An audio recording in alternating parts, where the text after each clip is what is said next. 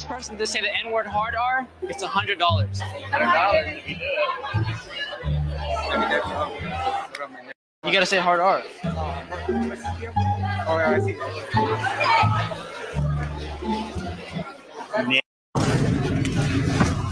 Ain't no way. Ain't no way. Mother. Wait, hold on, bro. Come on, we gonna get this. Where'd he go? 2 hours later. I couldn't find him. T-shirt prank. And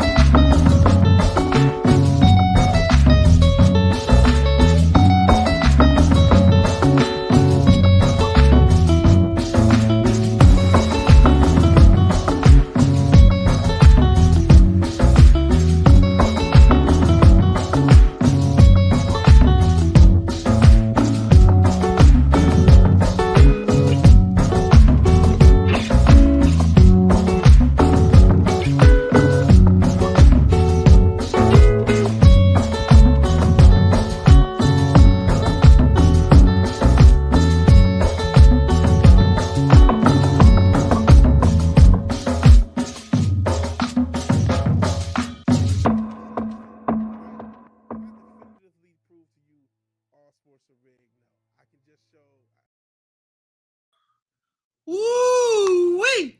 Hello, everybody. How's it going? I'm on this camera because I just remembered I forgot something here. Damn.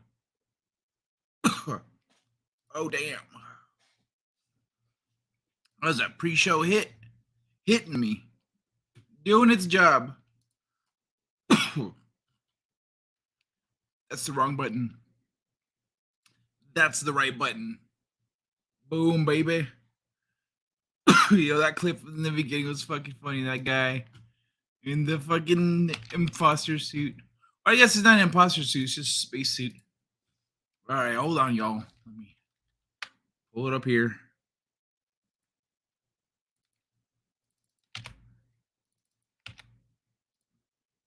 And there we go. Woo, pardon me. All right, we're ready to rock. How is everyone doing today? Andrew, we're the best show on the internet. Thank you, Andrew. Fuck yeah. I'm happy with best intro, but you're giving me best show. Runs with Phantoms, cookie time. Hi, oh hey Arlene, how you doing? What up, my Hebrews? A+ intros. Thank you, Runs with Phantoms. Yeah, that's what I'm talking about. Kurt Cobain. Time to do all the drugs. Woohoo! Fuck yeah! See the intro. That's when you know it's time to get started. Crack open your drinks. Spark up your bowls. It's showtime, baby. Hello, Flower Lady. Nice to see you. Getting some hellos in here from the peoples. Dude, Kai, your intro music is sexy as fuck. Thank you, Phantoms. Did you not, like, have you gotten to check out the intro before? Because there are people that show up later in the show. Like, I think Kronos or Papa Cotton or somebody was here for the beginning of the show one time. They're like, is that how the show starts? That was fucking great. I'm never here for that. They always show up in the middle of the show, late in the show, but they never see the beginning. So when they saw this skit, they were laughing their asses off, and they're like, "What the fuck was that?" And then this intro music. I loved when I was on one of Nina's streams a while back. Like I had my show going for a while, but I hadn't like I don't know. I don't know if I hadn't been watching Nina's channel much or what, but she started a show, or she started a new outro, and her outro was the same fucking song, but of course the visuals are different and it's an outro, so it kind of cuts it down real short. But yeah, man, that song's got some funk to it. It's groovy. That's how my daughter sounds when I call. And Runs with Phantoms, it's one of the free fucking YouTube songs. It's one of the no attribution required. It's just fucking free YouTube music. Can you believe it? That's how my daughter sounds when I call. Hi, Mom. Cough, cough, cough. How are you feeling? Cough, cough. That just means you've got some good timing. That just happens to be when you're calling. She's like, really? Like, I'm hitting a bowl right now. But you know what else it means, Arlene? It means she is not going to miss your call. She's dying. She's like, I'm not letting my mom's call go to voicemail. What's up, Mom? I hope you know how much I love you. Still alive. Good day, y'all. Hey, how you doing, Babbage? Welcome to the show, buddy. I tend to tune in late, so I don't catch the intro much. Oh, okay. See? You're one of thems.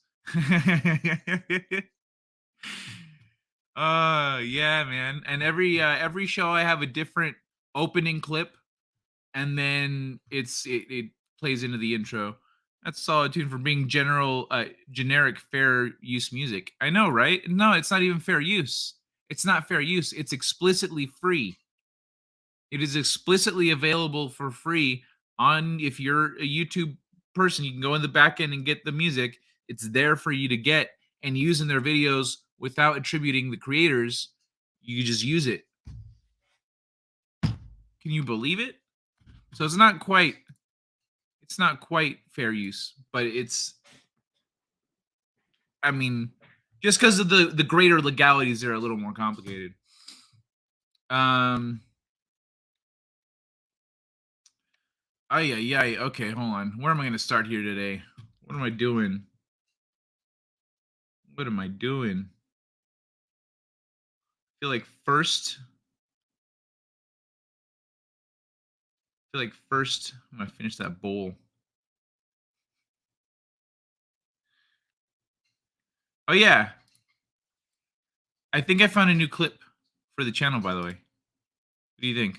My girl took all my nuts and all my babies. She fought a raccoon, now she's got rabies. But I don't even care that I'm all alone, because I got the birds and the bees that treat me at home. You dog's a bitch for trying to bark at me. You couldn't bark if you're born on the side of a tree. Yo. So it's done, baby. Let's go. I love putting nuts up inside my mouth. And when I grab this mic, I'm going to spit them out. What? No, Alvin, cut that part out. Because I'm feeling like I'm running and I got to get away. And I got to watch out for the birds of prey, because the hawk and the eagle eat my people. Why is this world so nuts and evil? My girl took all my nuts and all my babies. She fought a raccoon, now. Well, is this rap music? Is this what rap is? Holy crap, I've been missing out. This is good shit. I didn't know squirrels could spit hot fire like this. I need to tune in. Is this Jay-Z guy a squirrel? Or is he like a real dude? Is he as good as this squirrel? Are there jokes about nuts? I'm very interested in rap. I'm going to go look into that. Hey, everybody. Now you know what I'm doing while, the show's going on. I'm deep diving into rap. I've kind of been here and there. I've met a few rappers. One of them used to, a few of them used to be my drug dealer, back in when it was harder to get. But I never actually listened. They would play it and I was so fucking high, I just tuned out. And everyone was bobbing. And I felt like this pounding energy. It was really nice. All right, have fun with the squirrel. My baby, she fought a raccoon, now she's got rabies. But I don't even care that I'm all alone, because I got the birds and the bees that treat me at home. You dog's a bitch for trying to bark at me. You couldn't bark if you're born on the side of a tree. Yo. So it's done, baby. Let's go. I love putting nuts up inside my mouth. And when I grab this mic, I'm going to spit them out. What? No. Alvin, cut that part out. Because I'm feeling like I'm running and I gotta get away and I gotta watch out for the birds of prey because the hawk and the eagle eat my people. Why is this world so nuts and evil? My girl took all my nuts. I think it's an auction. What, the squirrel? What are you talking about? All right, let's hop into, given the not very strong reaction to the squirrel rapping, let's jump into the main topics here. Starting with Tetris. Old Man Kai had that reefer madness. I like it because squirrel, and that was clearly slam poetry. Selling sick flowers at the auction. Hey, you know what? That's a good point. Man, Ray, I didn't even make that connection. That's probably why I tuned out of rap pretty early. I took a few broads on dates to these stupid slam poetry things, and every time they started talking, I just tuned out, and it kind of became automatic at some point. Oh, well, son of a bitch. It all makes sense now. Thank you, Man Ray. You've enlightened me on an aspect of my life and perspective that I never knew.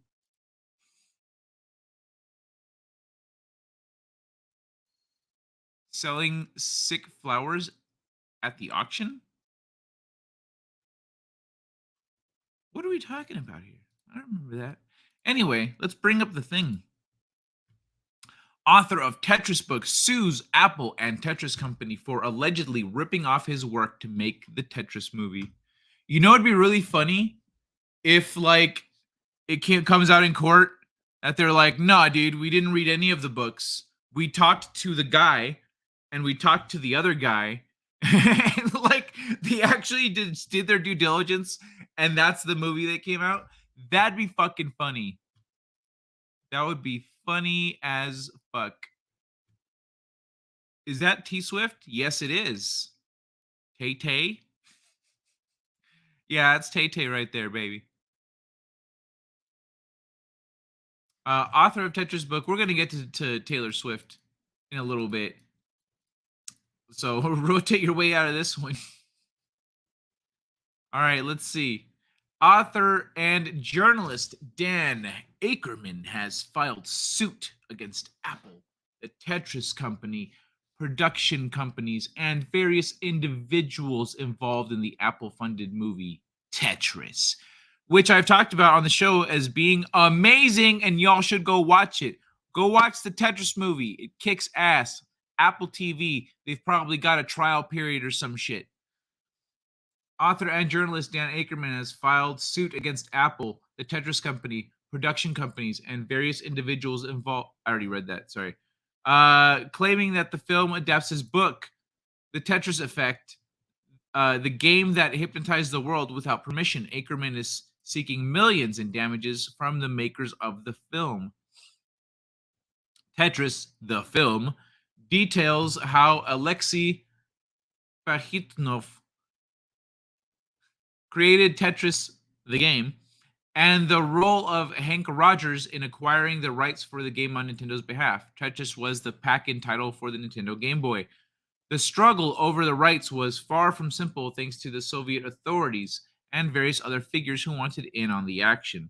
The suit was filed in New York federal court on Monday, thanks Business Insider, and relies on specific elements of the book which Ackerman's lawyers claim have been lifted wholesale for the movie. These alleged similarities in structure and theming are the crux of the matter because, of course, the story behind Tetris's development and the battle over rights for it have been told various times by the key players, as well as in other books and documentaries. Ackerman's lawyers claim that the Tetris Effect uniquely contextualized the story as a Cold War thriller with a political intrigue angle featuring a heroic protagonist, Hank Rogers. Perhaps more persuasively, the suit then details 22 examples of scenes from the film that are very similar to parts of Ackerman's book.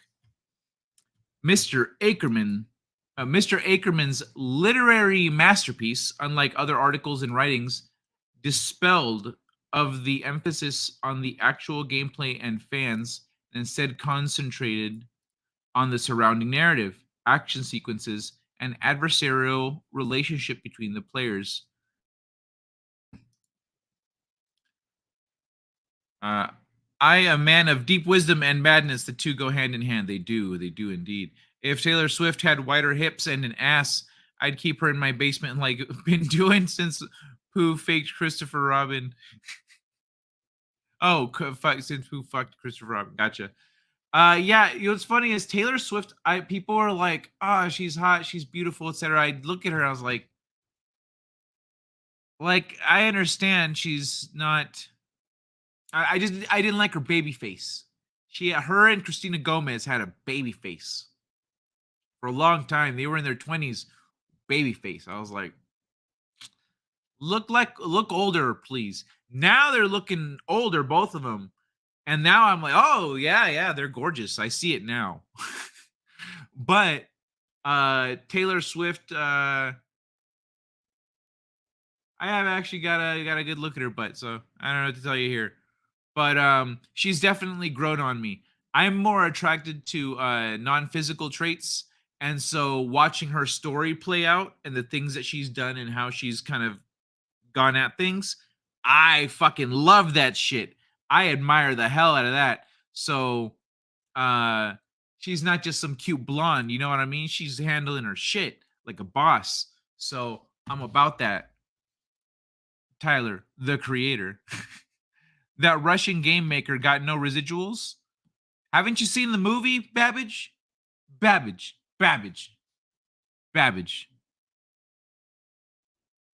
Go watch the fucking Tetris movie.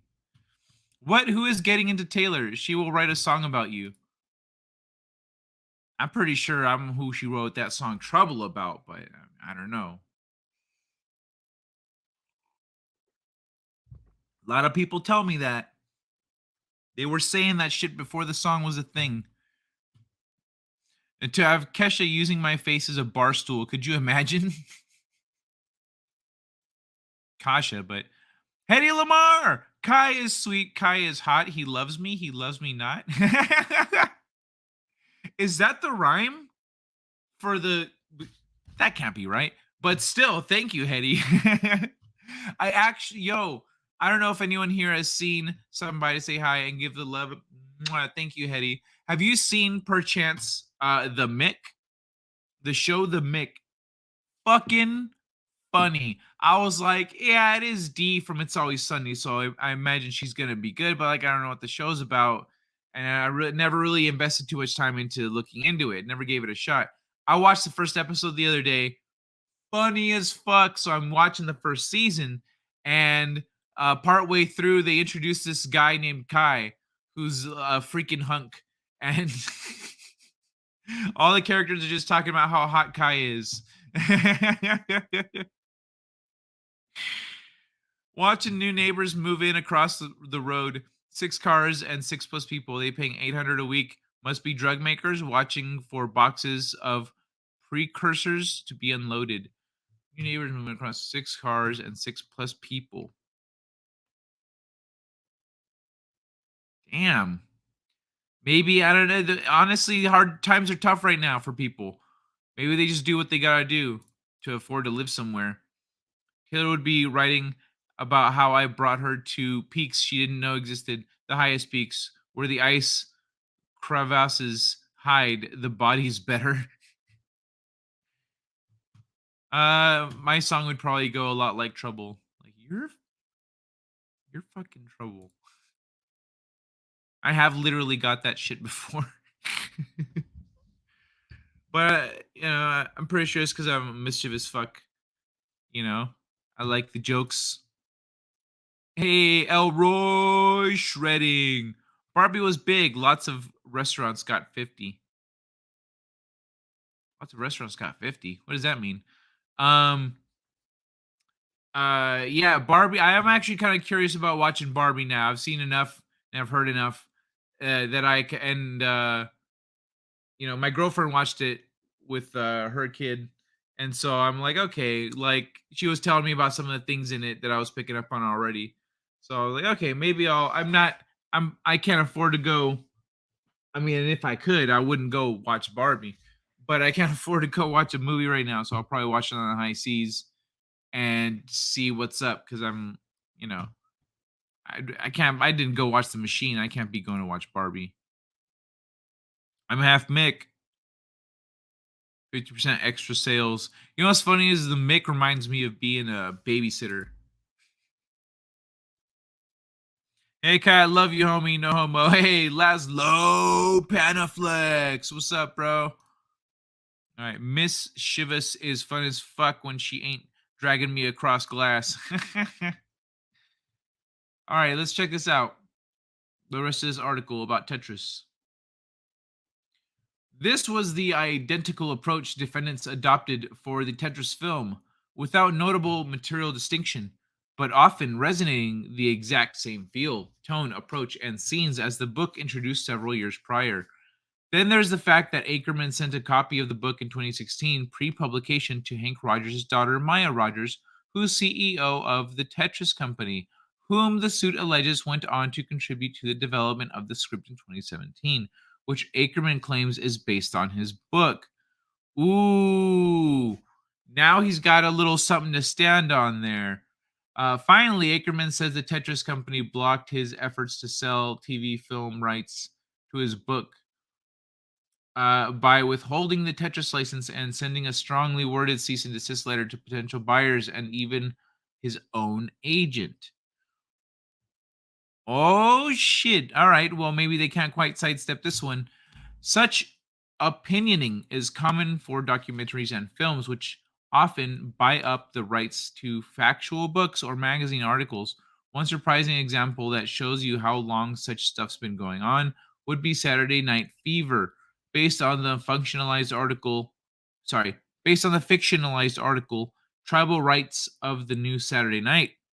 This is mainly done not for direct use of the material itself, but to stop lawsuits exactly like this. While a further wrinkle is that Ackerman's book is based on the real life experience of some of the individuals involved in the film, mainly Pajitnov and Rogers.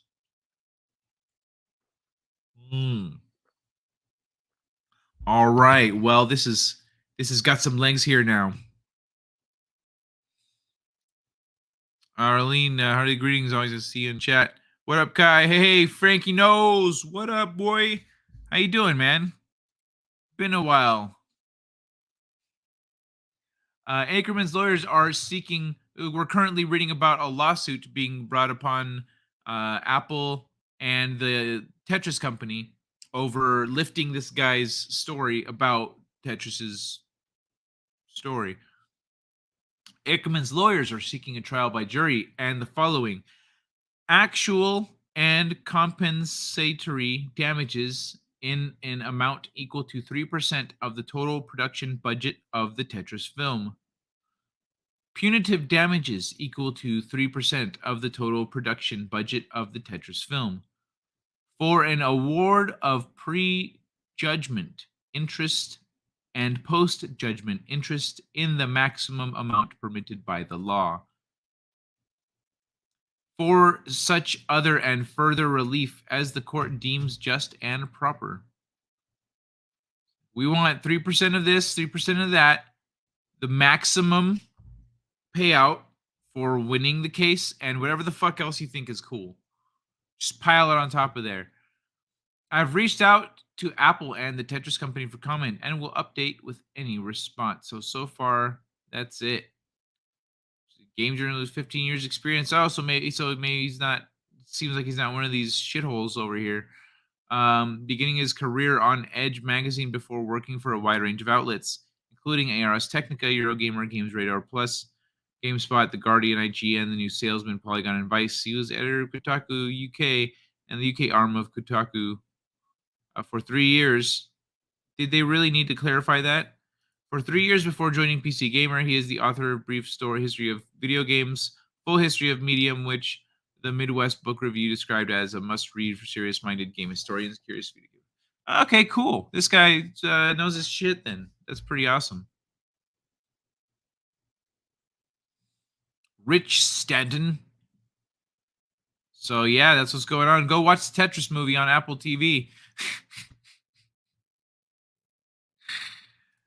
Barbie has been quite the feminist nuke, and from I hear is doing exactly what the filmmakers wanted it to do. Well, my girlfriend said it's an invert. The Barbie world is an inversion of our world, where the guys like just kind of fuck off and uh like don't really need to do much, but the girls are like they have all the careers and all the jobs and stuff. Uh, but yeah, in terms of it definitely sounds like it has a feminist kind of slant to it, but at the same time, that shit is funny. So I'm curious about some of that. And Ken looks like he's a comic relief, etc. So, and it seems like everyone likes Ken. That's the thing. Everyone's like, dude, Ken's dope. Like, okay, well then it's not like it's a feminist, shit show because they didn't shit on the show. They didn't shit on the dude during the show. Very well. My dad is taking CBD gummies, which help him with his sleep, and that helps me with my own personal peace of mind. Oh, nice, dude. That's freaking awesome.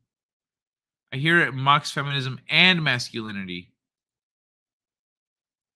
Yeah, it sounds like it's just making fun of all the extremes. Lots of mums took daughters to Barbie for indoctrination. They ate before and after. Local shops did more business. No way. Before and after? So it's a Membo flick. Membo? What you mean? What you talking about, Willis? Let me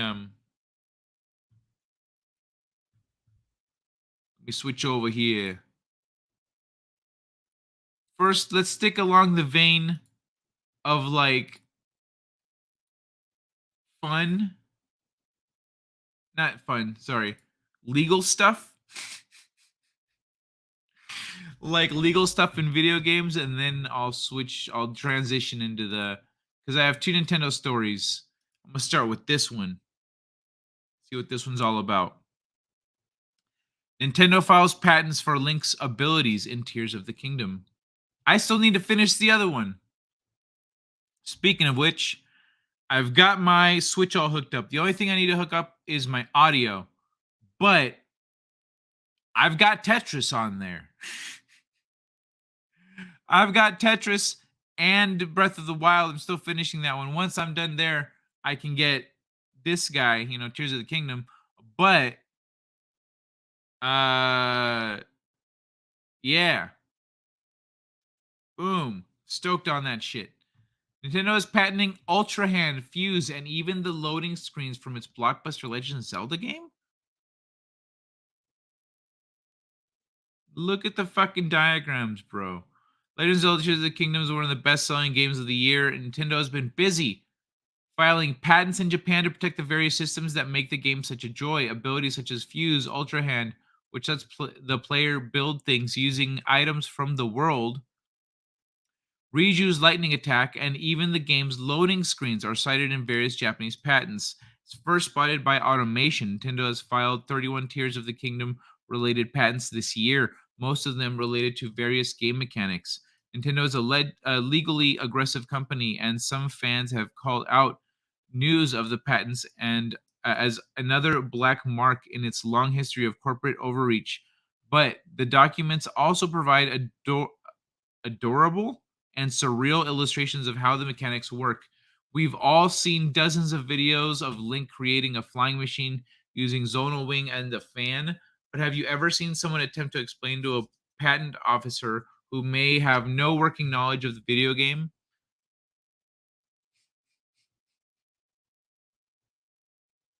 What the fuck, bro? It's so simple. PC player character, and then all the different sky, ground. Tears of the Kingdom is a game where the player's imagination meets an impressive physics engine as a player builds contraptions and explores Hyrule and terrorizes bokoblins. They're often interacting with a dozen or more objects, all following their own trajectory and reacting off each other. Lots of people have wanted to know how Nintendo pulled off these physics simulations on a Nintendo Switch. That's yeah, the processing power is severely less.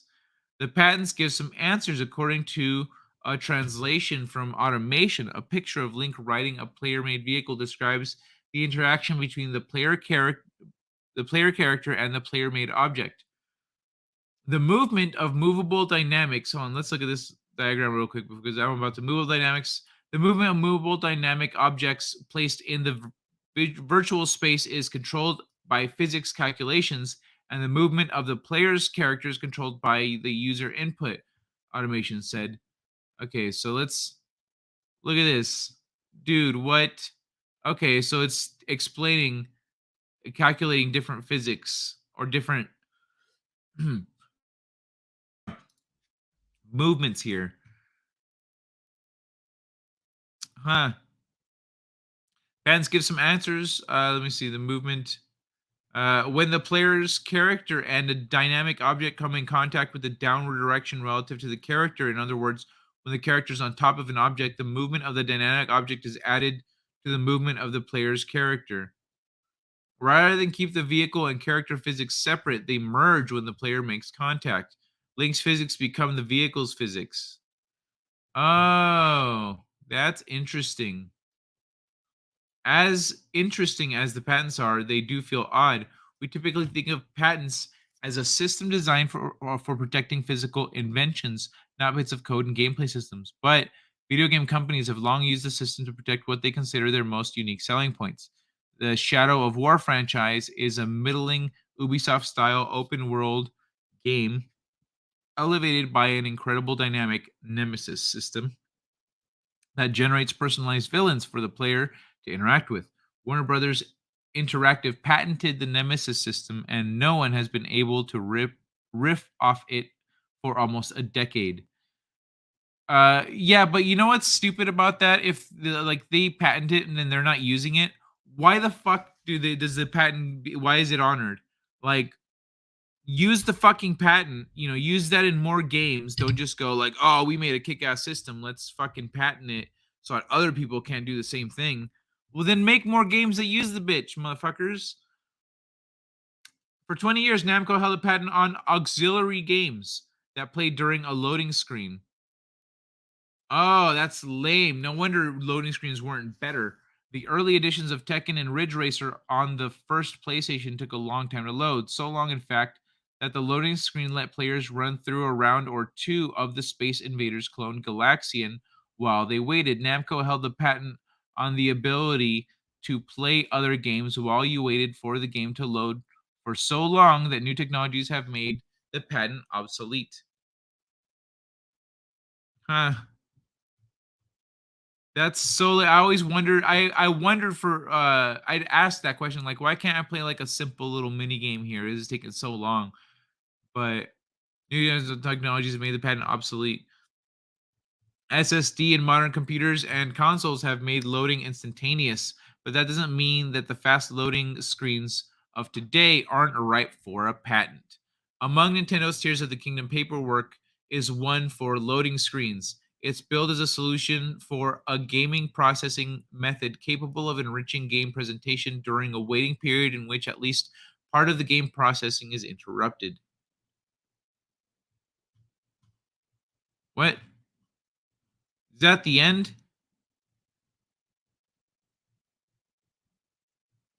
that's a fucking 90s picture right there for sure. Oh my god. That's the end of the article?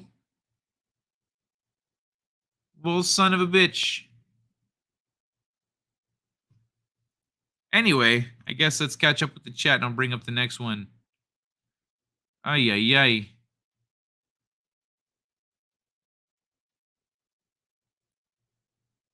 Bimbo, fem, membo, male? Oh, membo is a male bimbo. Okay.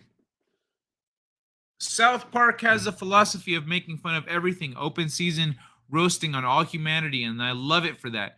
If Barbie is similar, cool. Yeah, right? That's what I'm curious about. No, that would be Himbo. You roll, I roll. You don't stop being fucking awesome. Venti, I wish I never even heard your name. Why? Think she's cute? or is she annoying as fuck? Like, where are you at on the scale? Barbie has always been a bit of a feminist character, even in the 60s when I was a kid and mom wouldn't let me have a Barbie because I used the first one for target practice. Sorry, Mimbo, spell check is wrong. Arlene, that's badass that you used a doll for target practice. Reminds me of Kevin McAllister using his BB gun on small soldiers.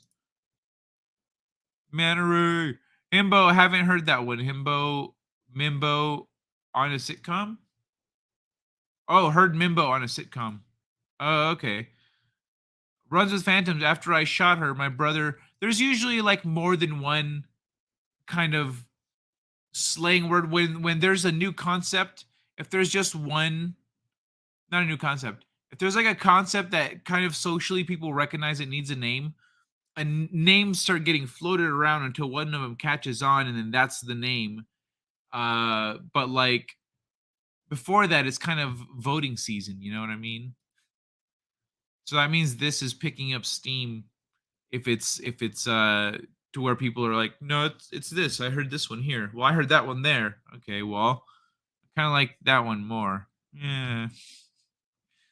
After I shot her, my brother put the pieces in his Tonka truck, and we pretended to be mobsters and buried the pieces in mom's flowers.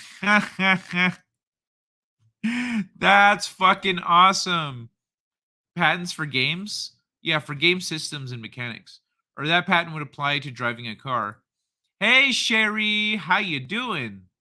Bienvenidos al show, señorita. Godfather theme intensifies. I remember that playing a mini game before the main game loaded. Interesting. This is how I learned to synthesis DMT. How? With Nintendo? So much regret. What's up with the Hawaii fires? Probably another DEW attack than land grab. Yeah. Yeah, it's some New World Order shit. Probably just like the Canada fires. I wonder, I mean, I wasn't paying attention to when the fire started. But we could probably look at the satellite info to see if, like with the Canada fires, where a bunch of little fires cropped up all at once and it was clearly organized. Fuck that. Back in a half hour, taking wife to work. All right, Babbage, see you in a little bit. The one thing I do not regret is turning my heart to stone. Well, that's not good either, though, man. It's, yeah, things hurt, but that's what life is about. Feeling the good and the bad. Quit being a pussy, Manaray. Laszlo says, get angry and people will respect you, brother. Eco terrorists. For real, dude. Oh, Fed. All right, y'all. It's time. It's time for the next Nintendo story. Boop. 8-Bit-Do's new mechanical keyboard channel NES nostalgia and costs $100.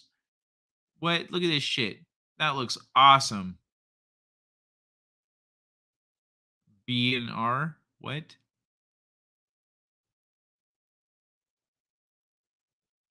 Oh man, that's tiny. For a few years now, mechanical keyboards have been having a moment. While you can purchase pre-built versions, the ability to build your own and customize the look and feel is a large part of the allure. Although some models can be costly, there are more affordable models. There are more affordable models that still offer a great experience. With that said, there's been a lot of companies getting into the mechanical keyboard business, leveraging their brand and sometimes even nostalgia.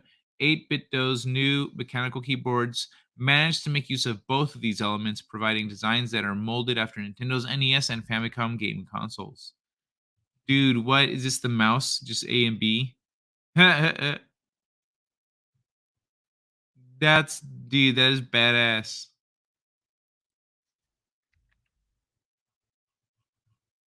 Okay, I can't do that. All right. As far as the keyboards go, you're an 87 key layout, die sub PBT keycaps, and Kyle. box V2 white switches. The keyboard will also feature custom mapping, making use of 8-bit DOS Ultimate Software V2. Furthermore, you'll get around 200 hours of use from the 2,000 megawatt battery, megawatt hour MAH. I don't know what the fuck that stands for. In addition to the two new keyboards, this company is also including its dual super buttons, 2 large programmable keys. This device looks to mimic the look of the AB buttons found on the controllers of the aforementioned Nintendo's consoles. Okay, the colors here look weird. But what's it called? The other one looks sick. Okay, so it's not a mouse, it's just an AB button, programmable AB buttons. As far as compatibility, you can use the keyboards with Windows and Android and can connect it to using Bluetooth, wireless 2.4 gigahertz, or wired. Wow, that's nice. Those are good options. The 2.4 gigahertz dongle will come included with the keyboard and will offer the best performance if you're looking to go wireless. When it comes to pricing, the new keyboards are quite reasonable, coming in at $99.99. You can now order them directly from the 8-Bit DOS website or Amazon, and they'll be shipping out on September 20th, 2023. So if you're looking to spruce up your desk, be sure to pop in order now. Okay, because these could end up becoming very popular and selling out. Yeah, there are some keyboards that actually become worth a lot of money eventually. Like you could buy it for $100, but 10 years later you can sell it for 500. Like my keyboard is one of those that when it was new it was like $120, but now you look for it on, let me look it up right now actually.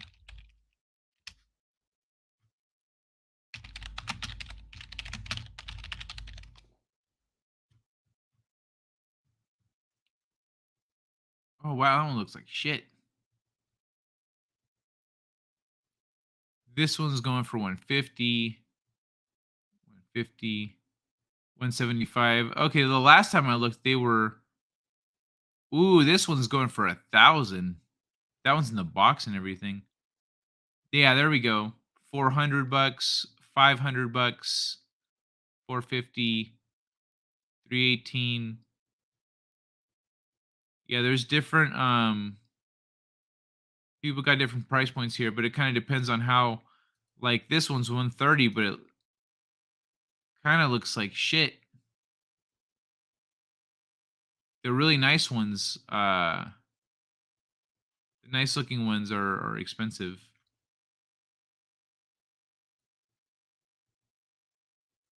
Yeah, look at that. That one's in great shape. That one looks fantastic.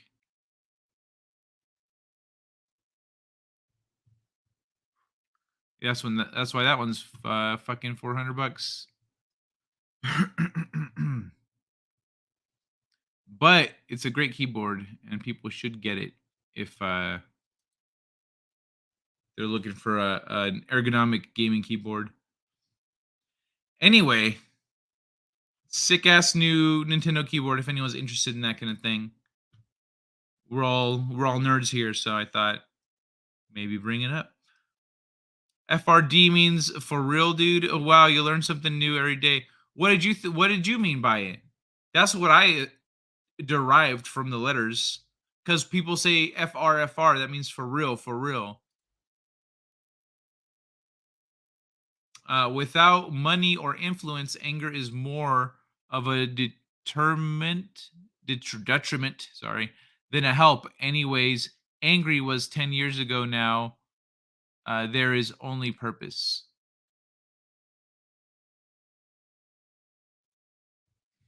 The original colors look better than the red keyboard. Yeah, right? The gray and white and touch of red and stuff. Yeah, that's super clean. People say a lot of 44 gaming stuff. I bought a book for $3. It was worth 50. I bought 11 years ago for 40, is now worth 89 at last check. Nice. Yeah, books are good investments too. I wonder, I might have some comics and other books that are actually worth some money. I just don't know. That's not my. I get things because I want them. I don't, look at how much they're worth and whatnot, unless things are getting real tight like that. Then what is FFR? Like Nicki Minaj was thinking about? FFR. Hmm.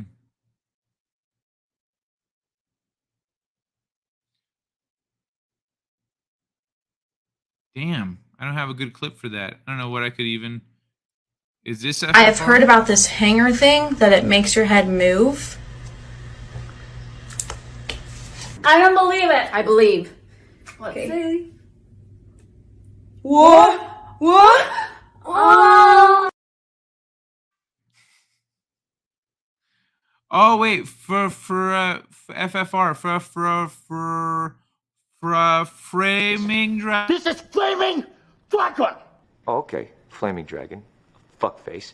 First, take a big step back and literally fuck your own face!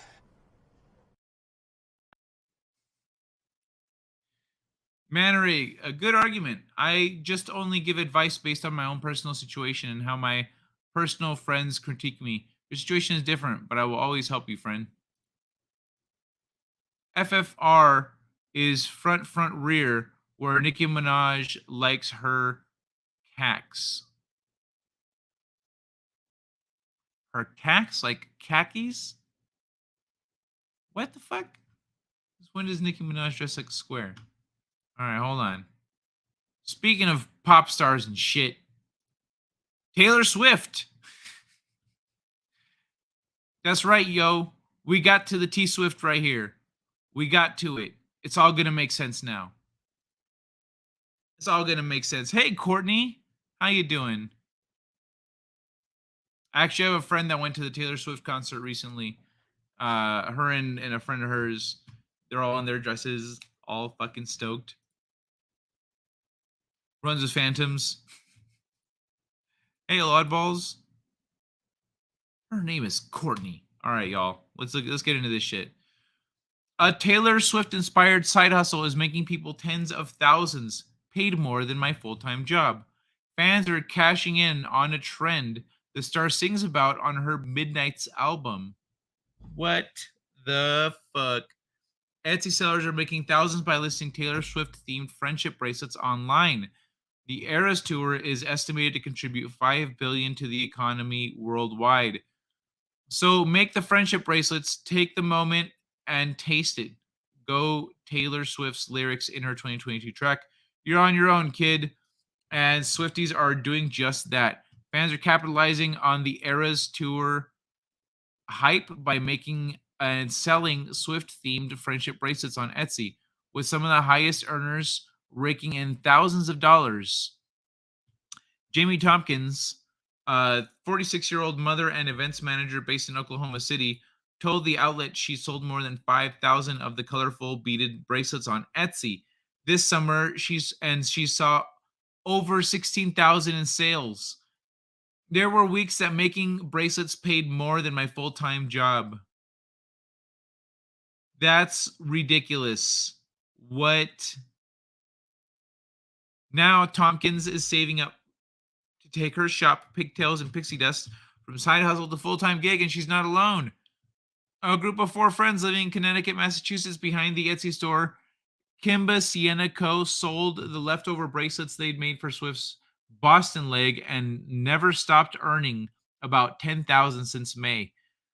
Another woman who attended the Nashville show is selling bracelets to pay off the $5,500 loan she took out to buy her and her kids tickets. Damn. Last month, the Federal Reserve Bank of Philadelphia announced that Taylor Swift's tour increased travel and tourism in the region, and a claim backed by several other U.S. cities where the singer-songwriter has performed. The estimates reveal she could pump $5 billion into the global economy. That's fucking wild. So as she's going around, she's making people money. She's making small businesses money and cities money and whatnot. And then her fans are going and taking her advice and being inspired by what she's doing, and then making and buying things and making themselves some motherfucking money. That's dope. See, we were just talking about Taylor Swift earlier. Oh, it's because she's on the fucking image. That's why. I'm good. Just got home. Still sitting in car. Oh, what? You're sitting in the car? Take the phone in with you. As long as it's sitting, not with an H. She's allowed to listen to me on the toilet. That's fine. You don't even need to lurk if you toilet listen, Courtney. You can chat too. You can be in the chat and on the toilet at the same time. I'm good with it. Arlene is right. About which part? It seems substantial long term. No.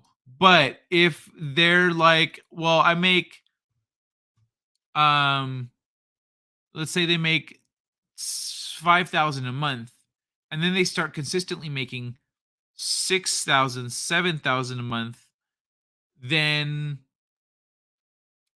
maybe they can grow their business. It's for some people, it's worth taking a shot. And if it starts to not work out, you get another business. But now you don't have all this time at your work that you're spending doing that, and you're making more money here, and you have more time to get other parts of your life sorted out. So for some people, even if it's only sustainable for a little while, it's worth doing that.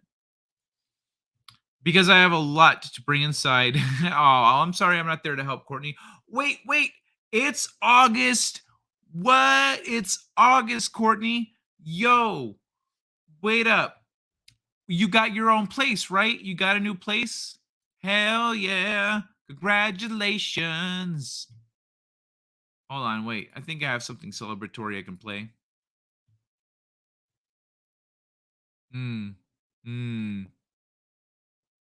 Which one of the where is it? Not the birthday one. I guess this one.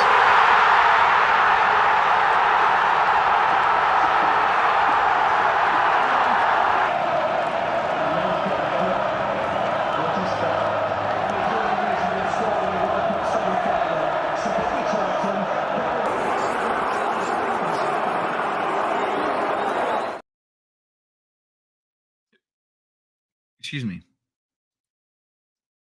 I'm actually going to share something else here real quick. It's just for a hot second. They want to get back to I guess we'll pick up on Taylor Swift. Wait, what? Taylor Swift pump $5 billion in the global economy. Okay, yeah. All right, y'all. So this month, the month of August, every Wednesday, the Rookie Critic is releasing a new episode of his series, The Fat Speedster. And so there's 5 episodes total. There's 5 Wednesdays this month. We're at episode 2 so far, but we're gonna play a little bit of it. I haven't seen any of it. I'm gonna be honest, I haven't seen shit. So let's watch just a minute of it, and then I'll leave a link and direct you guys over there so you can watch more on your own. Do you honestly believe E-Tab. that the average American is going to stop shoveling junk into their bodies anytime soon? Well, I think no. The food tastes too good and gives them the feeling of comfort.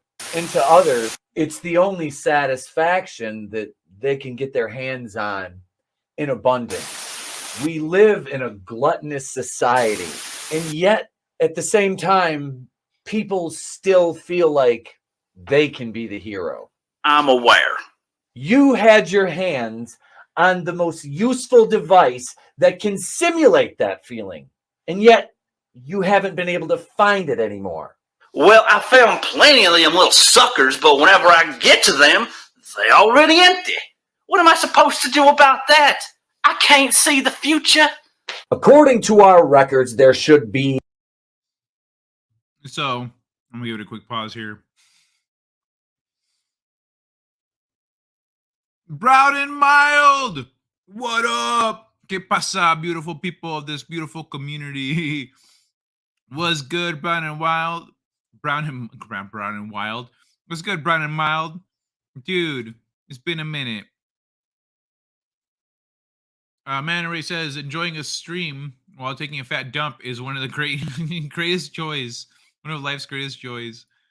A handful left if we're lucky. We know there's at least one left in Washington somewhere. Find it or find Victoria, and you can assimilate into our joint venture. You got it, boss. I'll get my hands on that scale quicker than a chunky boy at a venue with a soda sale. Okay, so I have a criticism here. Why is he up against a brick wall? If they're talking in an office, he could have just used the exact same background, flipped it, made that his background. Because they're both on green screens, right? It's not a real brick wall. Why didn't you use Rookie? Rookie, you son of a bitch. Why didn't you use the same office background? Bro.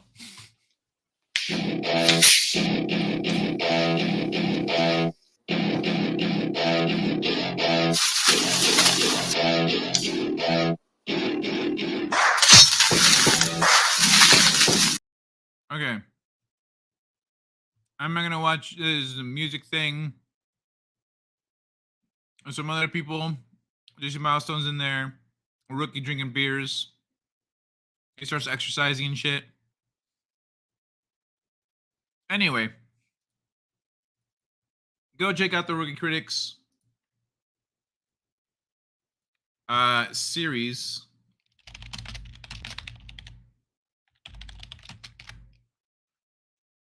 And there's a link in the chat now.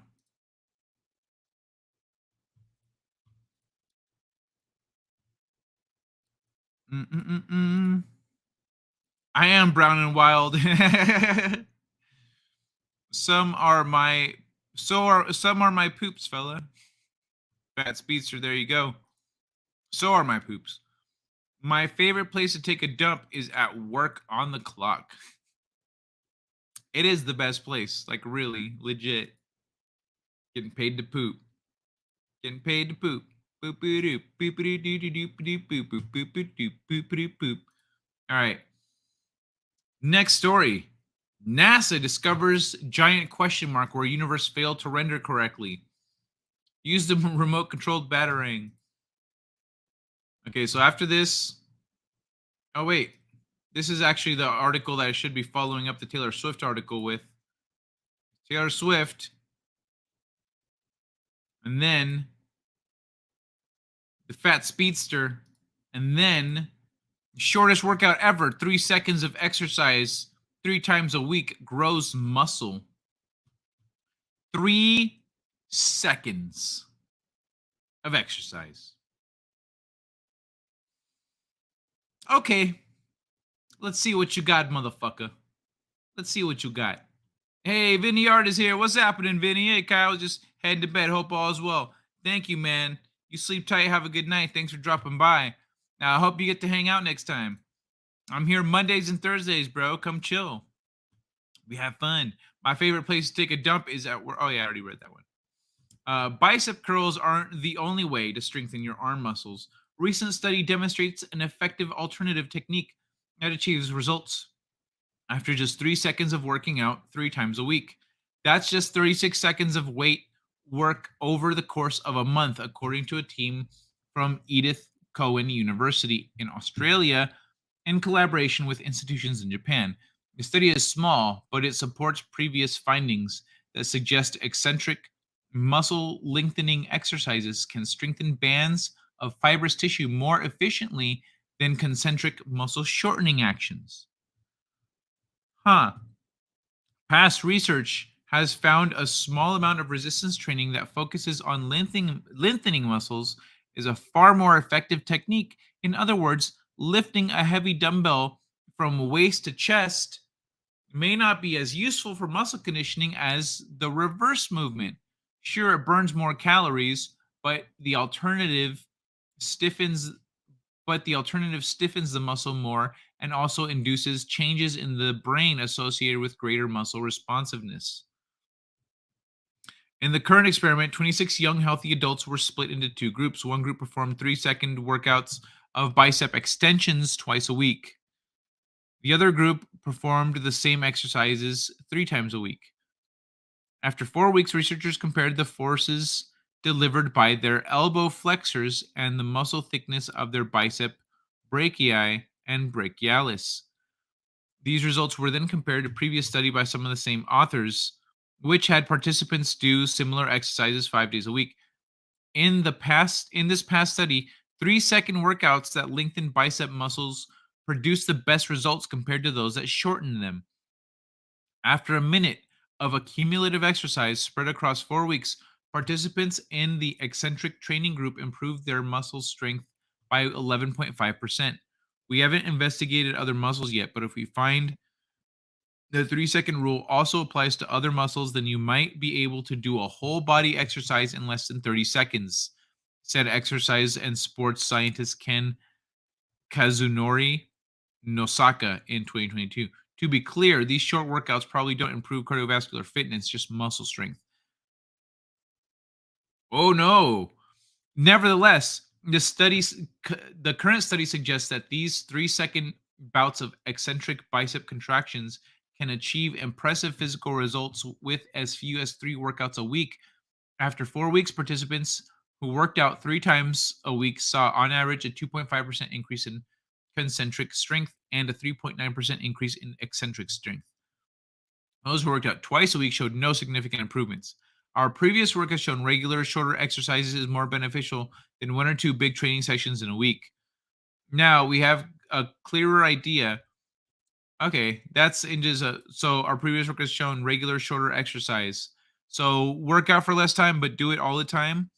You're good. Now we have a clearer idea. That makes sense because your body's metabolism keeps working over time. So it's like a heal over time instead of an all at once burst thing. Now we have a clear idea of where the tipping point is, where you start to see meaningful benefits from such a minimal exercise. These new results suggest at least 3 days a week are required, at least for the single 3-second eccentric contraction training. Osaka and his colleagues suspect that these super short workouts are more effective than a big workout because they allow the muscle to recover more easily. The rest between exercises is close to 28,800 times more than the actual exercise time. In a study from 2017, this downtime was linked to a silent period in the motor cortex, and initial results suggest this silence may be involved in increasing muscle strength. More research needs to be done to suss out the details, but it seems possible that to a certain extent, the frequency of a workout matters more than the actual duration of it. It is important to note that even very small amount of exercises can make a difference to our body if it is performed regularly. The study was published in the European Journal of Applied Physiology. So if you're trying to work out and lose weight and gain some muscle and just kind of, get better, you don't need to do an hour-long workout 3 times a week or 5 times a week. You don't need to do nothing crazy. Tiny little exercises on a regular basis. Shit, if you're going to do if you're going to do a workout like this low effort, you might as well do it 5 times a week, at least. Just a little bit every day. You do different workouts, different muscles. Pretty soon, you're just going to build good habits. You're just going to have fun working out. Next thing you know, you're doing hour-long workouts. Running and shit. Good night. Good night, Vinny. Good seeing you, man. Well, let me rewind a little more. Steroids and 3 seconds of lifting. Don't worry, 3 seconds is all it takes for me to finish. Hey, Mikhail Wolf, how you doing? Bienvenidos. 3 seconds of exercise. It's called taking a breath. Nighty night, Vinny Art. Good night, all. The Fast Feaster got Clerks 2 budget. What if this is wait? Clerks 2 actually had a budget. They rented out like a whole fast food space. You mean Clerks 1? Clerks 1 didn't have a fucking budget. What if this is fat propaganda to get people unhealthy? Well, that's true. Faster, a psyop. Yeah. Okay. The thing is, when people hear, oh wait, I don't have to do all the hard, I can just do a little bit. It usually motivates them to start doing it because then they go like, done. I did an exercise. Ha ha ha ha. Fuck everyone who told me I need to go to the gym. I did an exercise. And then they're like, I just need to do that every day. Every day they wake up and in both an spiteful and also very productive effort, they'll do their little workout, and then eventually they start having fun with it and they start seeing their own improvement. And psychologically, it's a positive feedback loop. So maybe, but I could also see the opposite being true, that like this could motivate people who are generally lazy just because they see the amount of work that it takes and breaking it down to something so manageable that they actually start developing good habits. And they all laughed at me for my 3 push-ups a day workouts. Frank, do 3 more. We're laughing. Most time I can, you know what? That's not actually a bad thing. Like when I tell people who want to exercise, who want to get in shape, I tell them like, just do a little bit. Just like do, figure out what you're doing and then commit to that. But if you're like, I'm doing 3 sets of push-ups and you haven't worked out in years and you have an injury that you're recovering from, whatever the situation is, you don't want to hurt yourself. You don't want to injure yourself trying to get in shape. You don't want to push your body too far because you're like, oh, back when I used to exercise, I used to do all this shit. No, your body can't handle that anymore. You need to figure out where your body is at, and you need to let your body acclimate to exercising again. So it's perfectly fine if you're just starting off to do 3 push-ups a day. If you're like, I'm just gonna do 3 push-ups a day, and then I'm gonna do 6 sit-ups a day. Do that for a week. The next week, do 5 push-ups a day and 5 sit-ups a day, and then just start building that up little by little. But you know what? Every day you're doing it. And pretty soon you're going to be doing 20 push-ups and 40 sit-ups. And then 40 push-ups and 80 sit-ups. You know what I mean? It builds, snowballs. And so I don't like discouraging people from, if they're like, what about like just like a 5-minute workout? I do some jumping jacks, I do some push-ups and some sit-ups, and then like a bicycle. Like, yeah, that's fine. Yeah, do that. Just do it every day. Really? That's it? Yeah. But it's just like 5 minutes. I'm not even going to work up a sweat. But you're doing it. Whereas right now, you're not doing anything. Most time I can get, also another thing is when you're doing the workouts, you kind of realize your form is bad and you're not doing that workout with a bunch of weight, because then that's when you get seriously injured. So you're doing the workouts without weight, without trying to do like 20 or 40 or whatever. You're like, I'm only doing 5 of these, but like, it doesn't feel right. Okay, there we go. Now I feel back straight. Okay.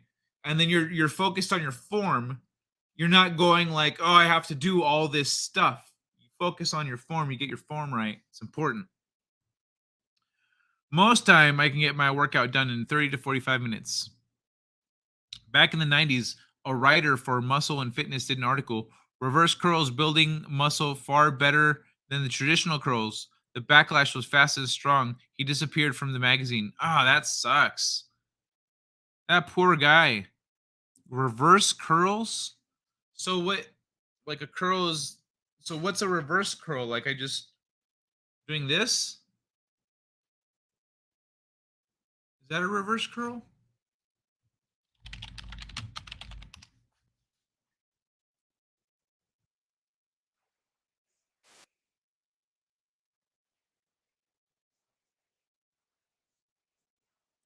Oh.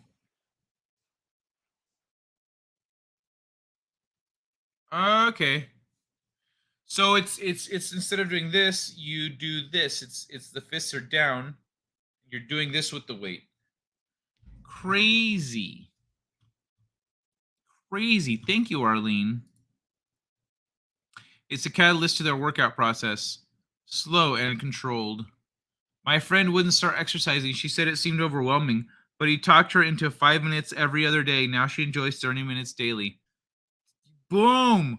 There you go. That's what I'm talking about. Thank you, Arlene. Muscles are weird. Do you have to know which ones to start up?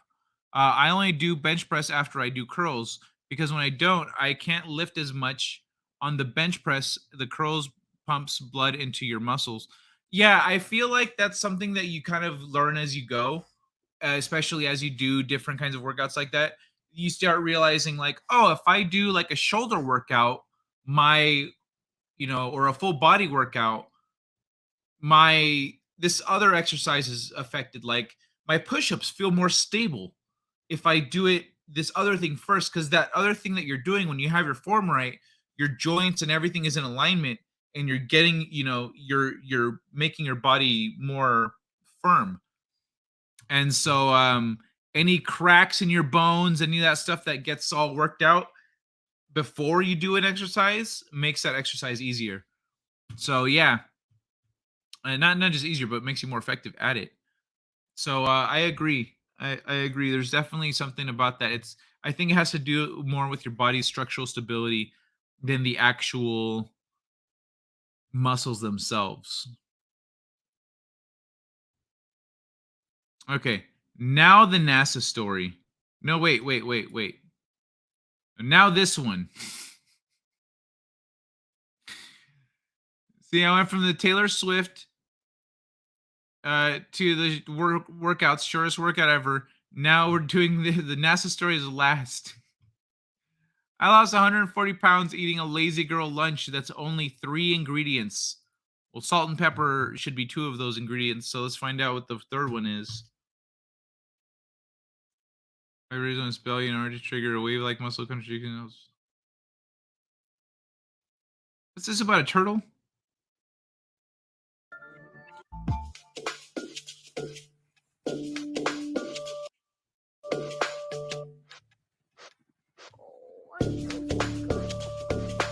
Constipated tortoise.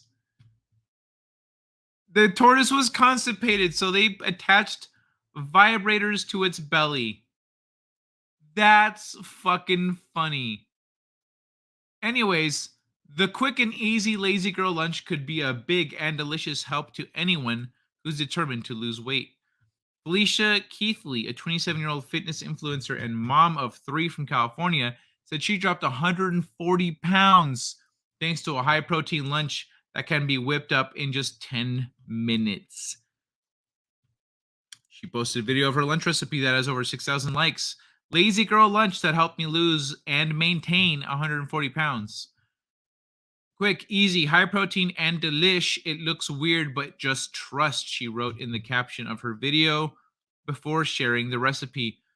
In the short clip, Kathy spoons 1 cup of low-fat cottage cheese into a bowl and adds chicken cooked in an air fryer at 400 degrees Fahrenheit for about 8 minutes. For an extra bit of taste, she sprinkles 1/4 of a cup of shredded cheddar cheese onto the salad. So 1 cup of low-fat cottage cheese into a bowl and adds chicken cooked in an air fryer at 400 degrees for about 8 minutes. Okay, so air fryer, chicken, 8 minutes. Okay, I can see that. All right. For an extra taste, she sprinkles a 1/4 cup, a 1/4 cup, 1/4 cup. The fuck is wrong with this person? A 1/4 cup of shredded, 1/4 of a cup of shredded. Jesus, this is just written terribly. Shredded cheddar cheese onto the salad. So it's a salad. That's all. It takes 10 minutes to make and keeps me full for so long.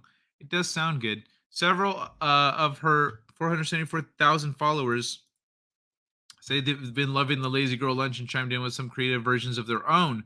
Others asked how they could spice up the flavor a little bit. Any ideas? Want to take out the taste of cottage cheese? Asked one. I'm looking to start incorporating it into some snacks and meals. So this is her, apparently. It's a long picture. Wow, she was 100. There was 140 more pounds to that. She had some weight on her. Drizzle hot honey on mine. Been eating hot honey. Son of a bitch. Hot honey. I missed out on some hot honey on sale. I should have got some. Been eating this for like 3 years now. I started following you. Someone I follow blended it up and used it for macaroni salad instead of mayo-based macaroni salad. What? Is that her? Yo. Felicia shared a recipe along with a weight loss journey on her Instagram page. Look at that. Dude. That's a huge difference.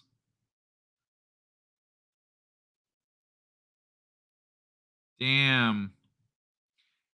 She noted that people who didn't love the flavor and texture of the cottage cheese could try replacing it with Greek yogurt or low-fat cream cheese. In addition to her Lazy Girl lunch recipe, she shares her favorite buffalo chicken wrap recipe and says easy sheet pan meal consisting of various proteins and veggies. Lazy Girl lunch is just one of many dietary trends making the rounds online, and some have far less nutritional value. Experts have warned against Gen Z's latest girl dinner trend involving meals consisting of just a single glass of Coke Zero or a single can of corn. Fuck off. Oh my god. All right. Well, shit. Good for her. Good for her. Muscles are weird. How did we get from Swift's lunch to turtle vibrators? I don't understand why these Twitter events generate earthquake, a constipated tortoise straps on vibrators, and a real life demon gets serpent implants. Serpent? People, man. JK, my best YouTube friends are black, but they aren't exactly privy toward the large nose clan that chooses to create racial strife for their own benefit. If you skip the lecture, if you a lot healthier. What? What you heading this late at night? I was on my way to a lecture about alcohol and its effects on the human body and smoking and staying out late at night. Who gives a lecture about that this late at night? My wife.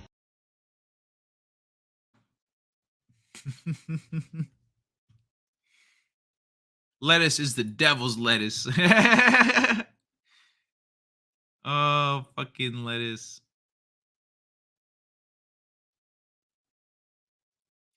All right, so now finally the NASA article for those of you who have been waiting so patiently. Let me, I'm going to pause real quick though. I'm going to take a pause, not just to get Tay-Tay on the screen for a minute, but I think it's a good time for a smoke break. Everyone can just pull out their smokes and their beer, cerveza, and they could just go ahead and see. I like this. This is a nice. This works nice. The mic is right here. You can see my shirt, so I can wear my own shirts, and you can actually see it. Kind needs glasses. No, I don't. Reptilians are slow metabolism. They're all constipated.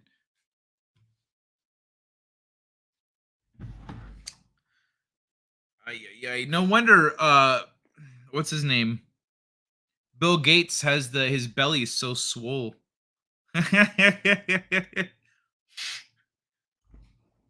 His belly's swollen as fuck because he's a constipated lizard. Been eating too many children folks.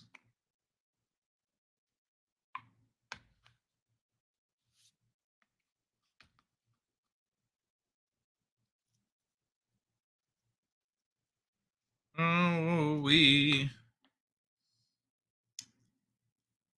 So, it's Thursday, right? Damn. You're ready for the weekend?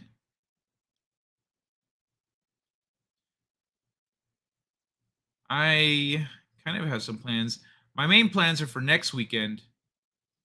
Next weekend, I'm going to try to leave the Monday show like scheduled and ready to go.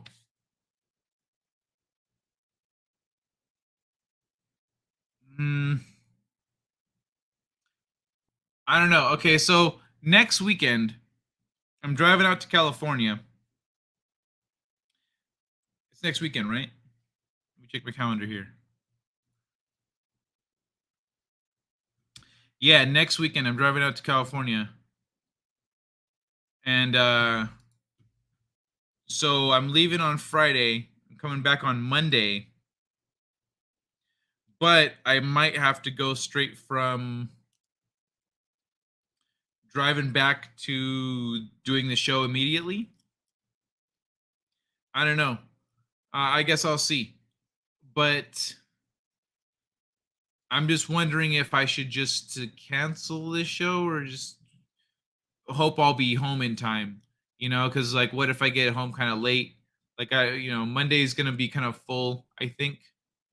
So if I don't have that pressure of coming back, I mean, not so next week I'm doing my Monday show, but it'd be the week after that I'm thinking I could take Monday off just to make sure that I can do everything I got to do out there on Monday before I head back out this way. Yeah. I don't know. What do you guys think? What do you guys think? I could leave, like if I leave the show up, like scheduled, as maybe not, I could always jump in. I could cancel it once I know what's going on. But it's easier to cancel it than it is to make it. And I could always hop in the chat if it's kind of late, let you guys know where I'm at.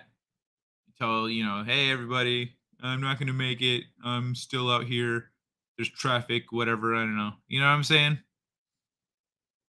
That's what I'm kind of up in the air about.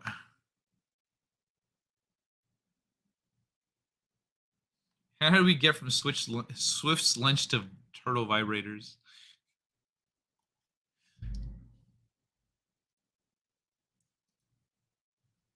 What is the reptile that never poops, doesn't even have the body parts for it?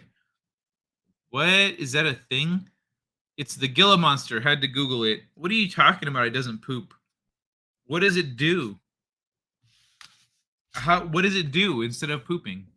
The hell? All right, everybody. I'm all loaded up and ready to go. Let's do it. That means y'all know what time it is. Zoro's over here asking for love now. So I'm going to have to pick up Zoro too. Zoro? Zoro, did you? Zoro, I hear you. I hear you.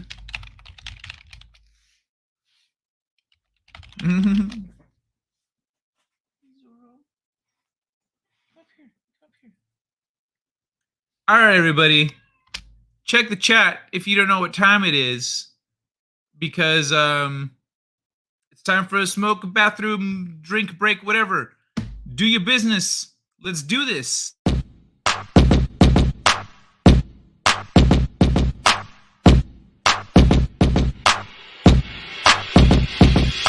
Tennis ball, throw it against the wall. Tennis ball, throw it against the wall. Tennis ball, throw it against the wall. Bounce, bounce, bounce, bounce, bounce. Tennis ball, throw it against the wall. Tennis ball, throw it against the wall. Tennis ball, throw it against the wall. Bounce, bounce, bounce, bounce, bounce. Tennis ball, throw it against the wall. Tennis ball, throw it against the wall. Tennis ball, throw it against the wall. Helps me forget about my cancer.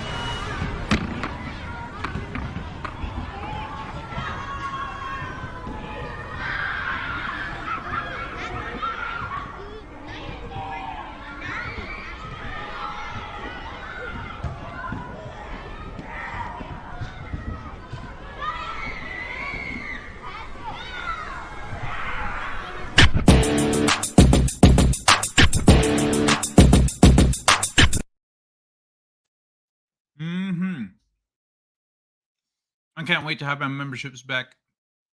$2.99 is the low price. So you get the tennis balls emoji.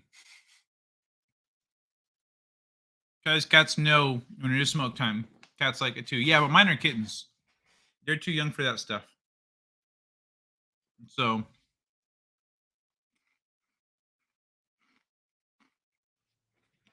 you get to just hang out.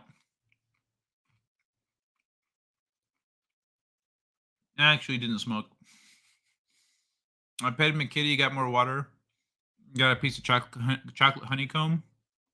Oh my god, it's so good.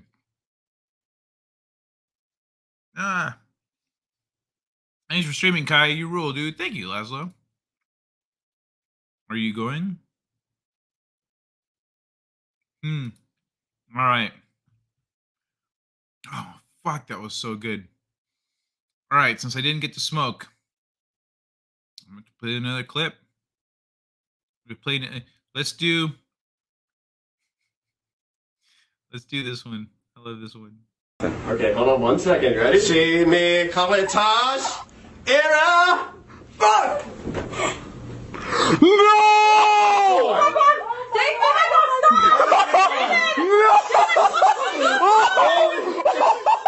Oh my god! Oh my god! Oh my god!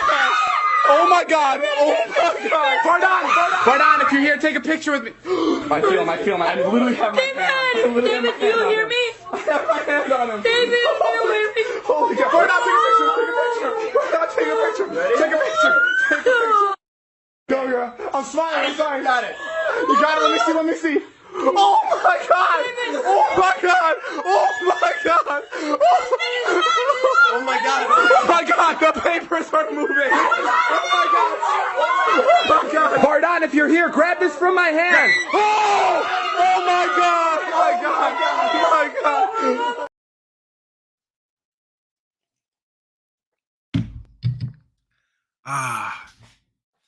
Best part of token up. Having water in your cup. Ooh wee. You know, I feel like I'm flying. I didn't know he could fly, too.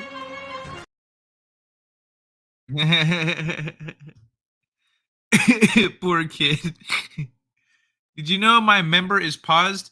Mikhail Wolf, you're the other one. Yes, that's what I was saying, that I can't wait till my memberships are back. I made a mistake when I was setting up my membership stuff.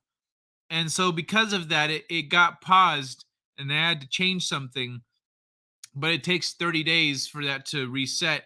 So I'm sorry, Mikhail Wolf. Thank you actually for reminding me, because I want to add you to the credits, but I can't see who my members are right now. So make sure I spelled it right. Cool. Got it. All right. Thank you, Mikhail Wolf. I'll add you. I think you were a chocolate chip, right? I'll add you to the chocolate chips in the credits. But yeah, that's what's going on. So it'll be back in September, I think. Either at the end of August or at the beginning of September, my memberships will be flipped back on, be good to go. So yeah, I'm sorry about that, Mikhail Wolf, but soon. All right, let's check this out. NASA discovers giant question mark where universe failed to render correctly. What the fuck is that? Look at that shit. NASA's James Webb Telescope was launched in late 2021, and since summer 2022, space agency's boffins have been releasing the remarkable images of the universe it has taken. These are stunning pictures, the kind that make you realize what ants we all are and question humanity's place in the universe. And one of the latest really makes you question things. I mean, you've seen it already. That is a zoomed in fragment from this image taken by the James Webb, and it's a near perfect cosmic rendering of a question mark. I've got a minor obsession with these images and I've had a few framed. Even my desktop background is one of them, but I've never seen anything that made me question my spirituality more. We'll get to the theorizing about this, what this actually might be in a moment. But first, the bad jokes. The reason this hopped out at me wasn't just the astonishing image itself, but the fact that I first saw it thanks to a Reddit thread where most folks' instant reaction was to relate this cosmic occurrence to video games. Remarkable toast notes. Looks like NASA has a quest to turn in. It's a 10 billion light year escort quest, but the NPC moves at 1% of C. C is the speed of light. Droid eaters eager to get things moving quick. Turn that quest in. The XP will be stellar. I half-inched this article headline from Horace70, who says it's no big deal. That's part of space just hasn't rendered yet. Literally unplayable, adds Whopper Wheelie or Popper Wheelie. Then this classic exchange. God out here hitting us with that DLC. If God is EA, we've lost. People also made perhaps the most obvious gaming link to Rocksteady's Arkham series and those infuriating Riddler trophies. Fuck, now I'll never get 100% completion. Man, how the fuck am I supposed to get out there? Don't worry, it's a perspective riddle. Before this guy comes up with the correct answer, use the remote-controlled batarang. Okay, enough gags. Some humorless souls complain about this kind of thing when faced with something of such magnificence. But honestly, what can you do except approach these things with humor? It's a question mark in space. The alternative is to think about how we're burning up our own planet and are so insignificant amidst the slow heat death of the universe after all. As for actual answers to the experts, it is probably a distant galaxy or potentially interacting galaxies. Their interactions may have caused a distorted question mark shape. It says this guy, additional follow-up would be required to figure out what it is with any certainty. Webb is showing us many new distant galaxies. So there's a lot of new science to be done. The two distinct features could easily be merging galaxies in the background, with the upper part of the question mark being part of the larger galaxy getting totally disrupted. Says physics professor Matt Kaplan. Given the color of some of the other background galaxies, this doesn't seem like the worst explanation. Despite how chaotic merges are, double-lobed objects with curvy tails extend away from them extending away from them are very typical. I kind of can't get over this. I had the image open in a tab most of the day now, and every time I check back, it still seems so unreal, like NASA's punking us with Photoshop or something.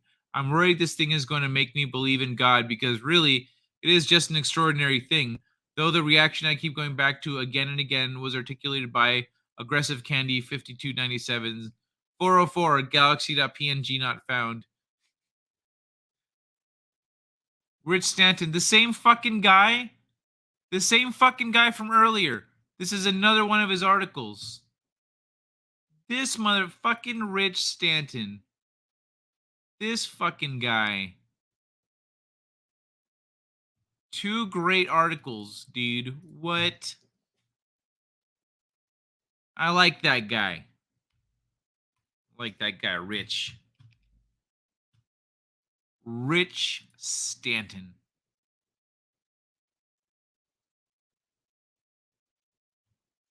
We should just look through his articles. Let's see what he's got. Darkwood Studio releases new games alpha, then promptly says it's going on hiatus, but may return in 5 to 10 years when we get our shit together. Whoa. That sounds like not fun. Escape Simulator gets official Portal DLC. God help us, the Pope suits up to go to war on AI. Authors of Tetric Book sues Apple. I read that earlier. Avowed was going to be multiplayer till the devs realized they wanted to make an Obsidian game and not something different. Remnant 2 dev tells players moaning about Apocalypse difficulty that the modes not called. I get 3 orange slices and a medal for participation. That's pretty vicious from a dev.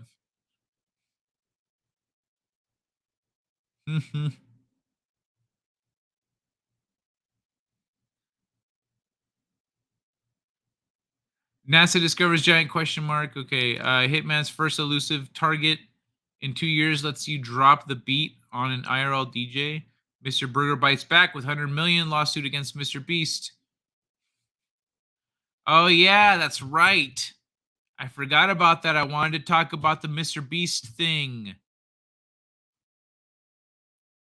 Chocolate chip level. Gotcha.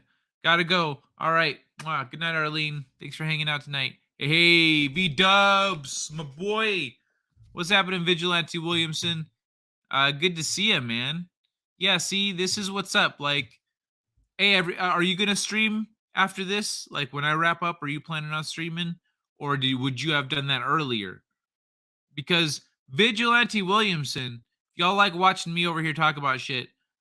V Dubs here, he'll play video games. You can watch him play video games if you like watching people play video games. But if you like insightful conversation, he does that too. He does that while he plays video games. So he you know, and it's a sliding scale on how well he's doing. They kind of swap places. So it's a lot of fun. But go check out Vigilante Williamson.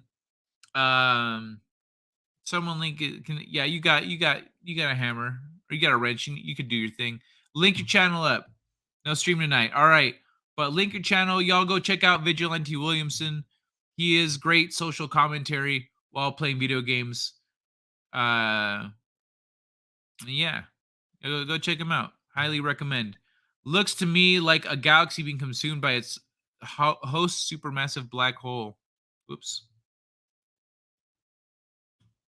Oh yeah, let me pull it back up.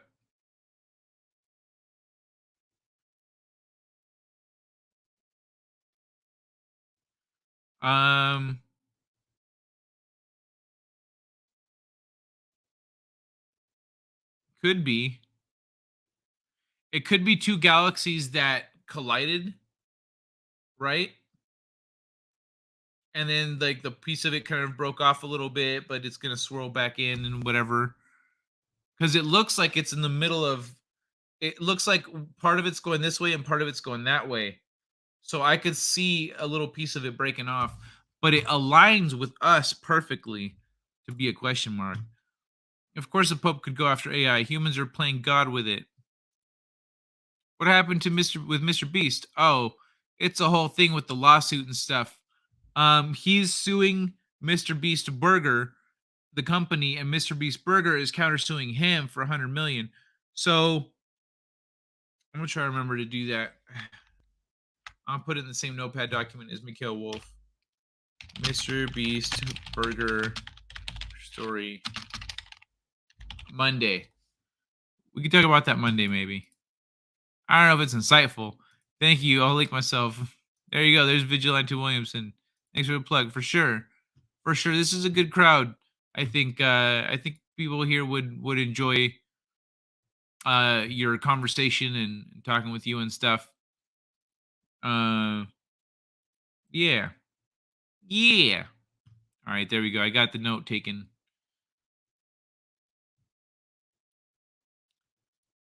Cool thing is that by now those 2 galaxies have merged into a new one, since the light hitting web from there is billions of years old. Yeah, I know, billions. But yeah, right? Yeah, by now it doesn't actually look like that, but it lines up with us like that. That's pretty much. Imagine if they're over here portaling around the galaxy and they come here and they're like, "Oh, we take pictures of our galaxy from all the planets that we visit." Like, "Oh, look at here. It looks like this." And then like they see people, they see a little symbol all over the place. That'd be crazy. But yeah, it's a whole new looking place right now. Totally different. Rich Stanton. I look forward to reading more of this guy's articles.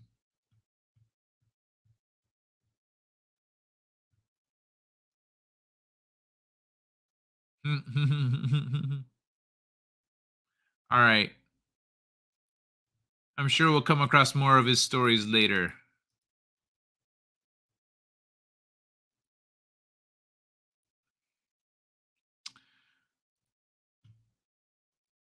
Cool. All right. That's all wrapped up and fixed. Sweet. I'm hour 40. Shit. I mean, I know we're coming up on 2 hours, but I didn't finish early. I thought I had plenty of stuff to go through here for the whole thing. Give me a sec, everybody. I gotta do a thing. Frying spaghetti in front of my Italian roommate. Enough? Enough? A little bit more, bro. Okay, I'll add a bit more. More. Why you fry the spaghetti, bro? Bro, because it tastes good. You have to fry everything every time. Yes, this is America. This is America. America. Fry. It makes fry an orange. It makes things taste better, man. How it can taste better is pasta. It's like not potatoes. Bro, you put ketchup on the pasta. You put ketchup with fried things. You do what? Bro, if you come to Italy, the first step you will be in the jail. I will call the cop for you. But we're in America. Because you deserve to be in the jail. But we're in America, right?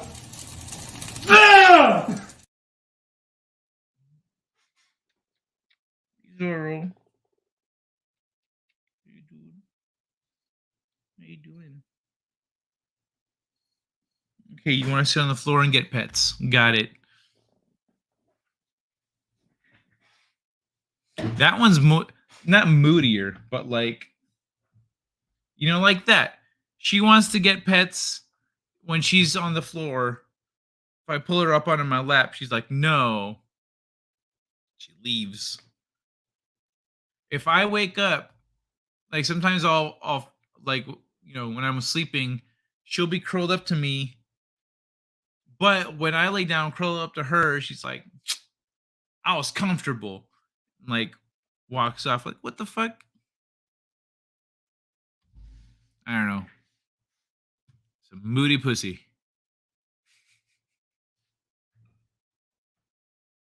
This is not going to be sustainable, is it? All right. So anyway, sorry about that. So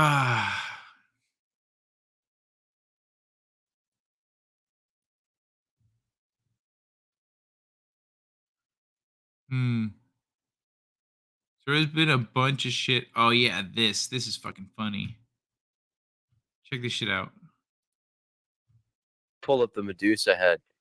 Dude, I'm so hard right now. One of the reviews I found was actually from Qinshi Huang. Yeah. From 243 BCE. And he just said works. And he provided these photos. Oh my.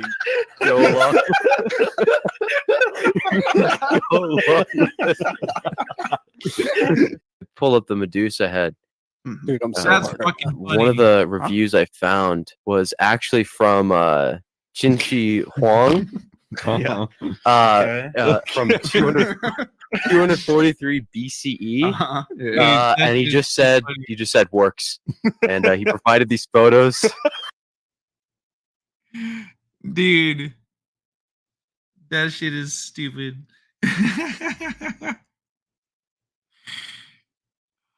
Oh my god. Ay ay ay. Hold on, let me go back to regular format.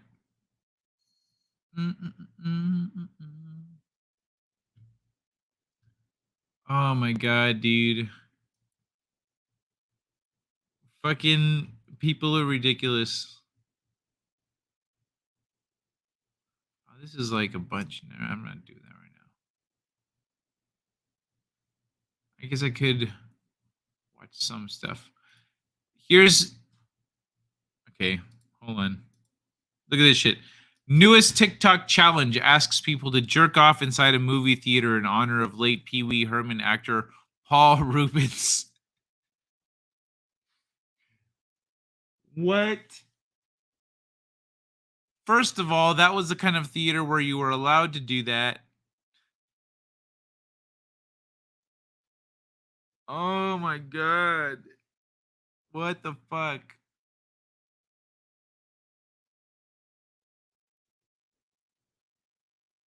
I wonder if this is a real thing. I wonder if this is a real thing. I'm gonna look it up.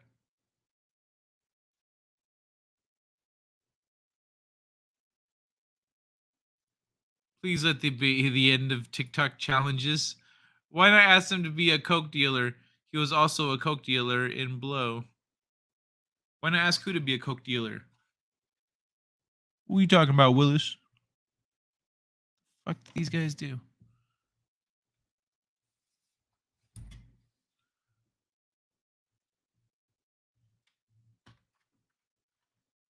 Want to ask him to be a cake dealer? No, that's coke. You said coke. Imagine a motherfucker dealing cake. Hey, motherfucker, it looks like it's your birthday. You want some cake?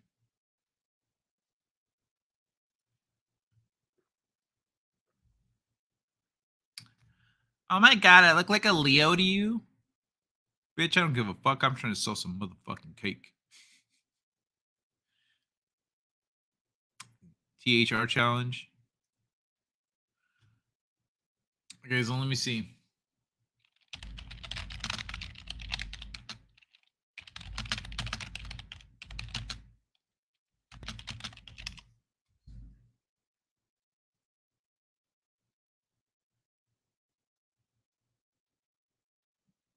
What?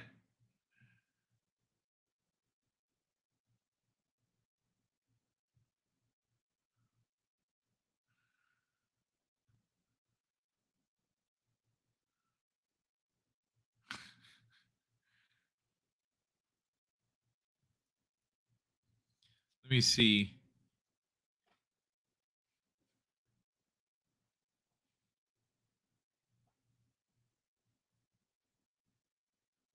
Okay, it very quickly got porn sites. Spank Bang, Let Me Jerk. So I don't think this is a real thing.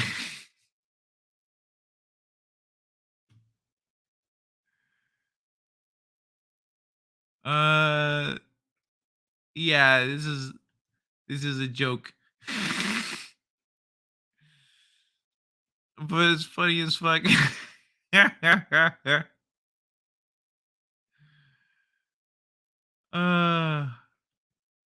What is this?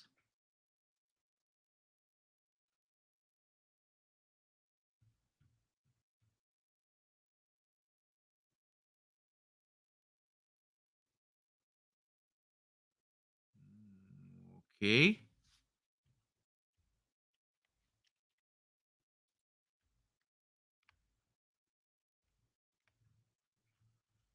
Okay then. Found another article for us.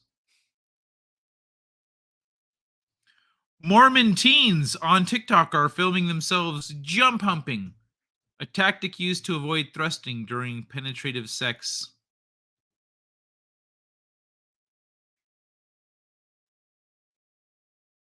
What the fuck? The challenge, if we are going to honor Paul Rubens. Oh, I was saying, like, why not make the challenge dealing coke? Oh, okay. His character in Blow. Oh, fuck, I must not have seen that movie in a long time. I don't remember him there. Mormon teens. Okay, let's. Mormon TikTokers are sharing tactics used to get around chastity rules called jump humping and soaking. Soaking involves one person inserting their penis into another person's vagina and staying completely still.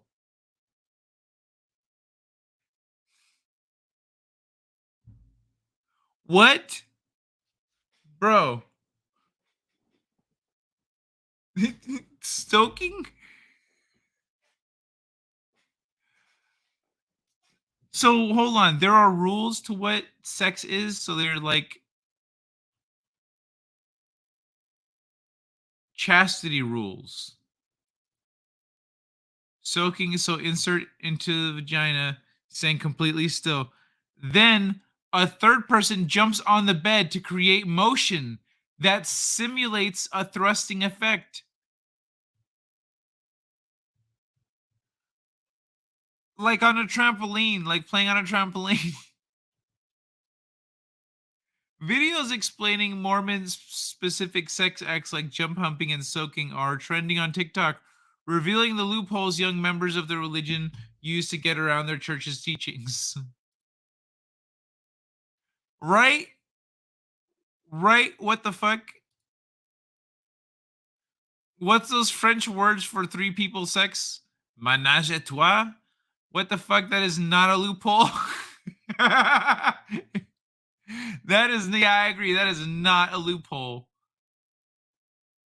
Wow, the Church of Latter-day Saints has a strict code of chastity for its followers, meaning sex is off the table until marriage, including masturbation, no exceptions. Oh, it's like, wow, it's like strict. Damn. I didn't realize it was like that. Like, you can't even masturbate. Okay, so even hugging and kissing for long periods of time are generally frowned upon under this code of chastity, making it difficult for teenage and young adult Mormons to express sexual desires. Sometimes it gets to the point where they just can't help themselves, so soaking is a thing that happens.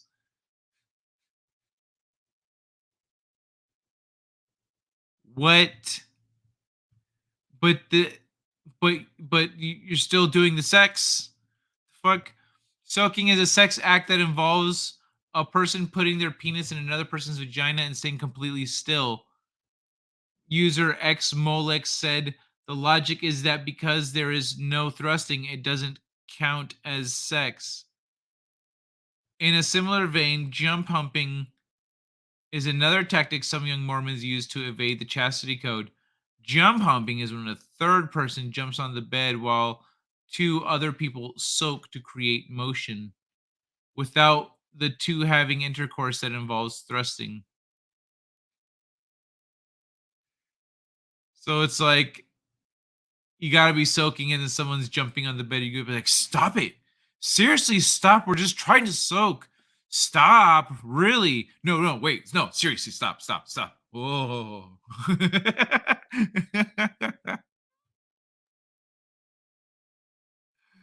Hail, everyone soaks after. Sorry, hell, everyone soaks after. If you're soaking, you're fucking. Jump with high heels on a waterbed and they get to soak as well. Oh, did you know if someone else jumps on the bed, the movement doesn't count? Ex-Mormon and TikTok user ex-Mormon is probably a key factor here. Jokingly captioned their video demonstrating how jump humping works. So he's just trying to corrupt Mormons. He's an ex-Mormon who's trying to corrupt Mormons. He's like, yo, shit feels good, doesn't it? Yeah, just go for it, bro. If enough of you do it, they'll have to change the rules. Come on. Jump with a, oh my god, wipe out. Jump humping and soaking are framed as loopholes to avoid penetrative sex. What the fuck they think soaking is? But they can result, how is it non-penetrative? They can result in the same consequences if proper protection is not used, like pregnancy and STIs. Simply put, we join the dots to inform and inspire you. Sign up for a weekly brief collating mini. Oh. Okay, that's the end of the article. You know what? Fucking articles need to say the end at the end, like how movies used to. Movies used to go, da da da da, the end, and then you know it's over. You can go home now. These are just credits at this point. That said, the end. There's no after credits scene because the end already rolled. You feel me? Oh, okay, that makes more sense. This can't be something that really happens. Someone out there, bro. Someone out there's like, babe, that sounds very logical. She's like, that sounds very logical.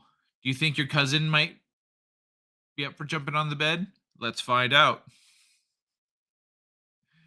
I think they make up the dots. Sorry, I was on Crossfade Island. Oh, no worries, Elroy. At least you're not on Mormon Island. Soaking and jump humping.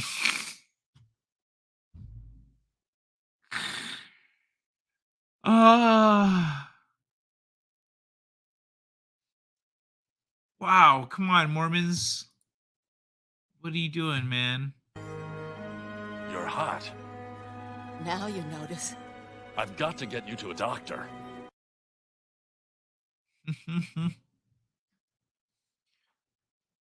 Oh, sweet Jesus. Please help these Mormons. Oh my God.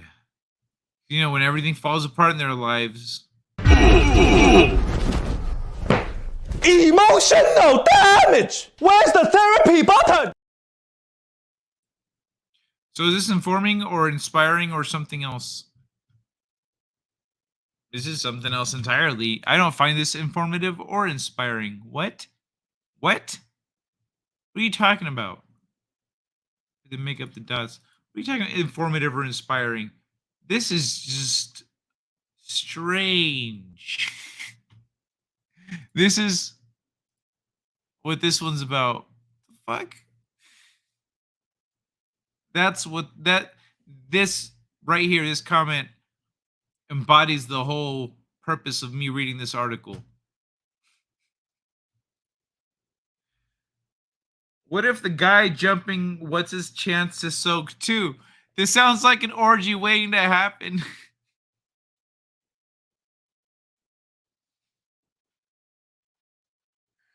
Oh my God.